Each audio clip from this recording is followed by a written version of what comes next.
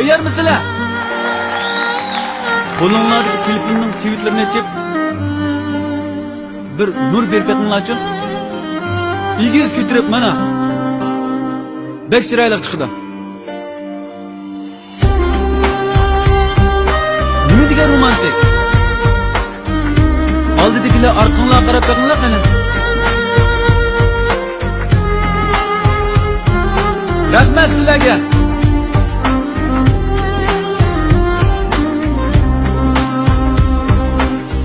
Qalbimga hech buyruq berolmasman. Seni asla unutolmasman. Ko'z oldimda paydo bo'lasan. Yuragimga xanjar solarsan. Unutqanda so'rayman mendan. So'ragan edim chin sevgi sendan. Neytay qalbimdan o'chirolmasam. Ko'z yashimimda quritilmasam. Shunchalik qiyin muhabbat azobi. Shunchalik salqin ko'nglim bahori. Shunchalik navosiz sevgi ishqdori. Sen eding hayotim bori. Shunchalik qiyin muhabbat azobi. Shunchalik salqin ko'nglim bahori. Shunchalik navosiz sevgi ishqdori. Sen eding hayotim bori. Rahmat sizlarga.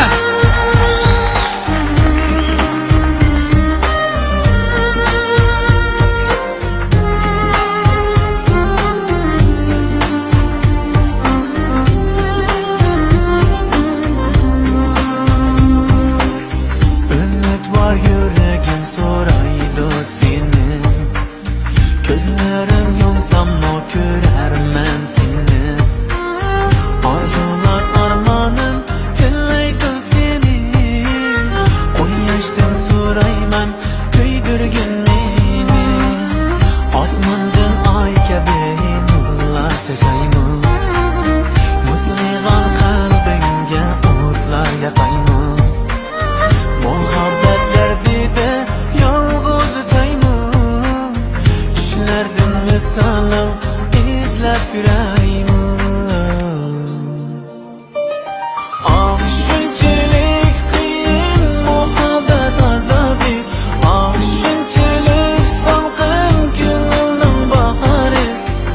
Shunchalik navosiz sevgi ishqdori. Sen eding hayotim bori. Shunchalik qiyin muhabbat azobi. Shunchalik salqin ko'nglim bahori. Shunchalik navosiz sevgi ishqdori. Sen eding hayotim bori.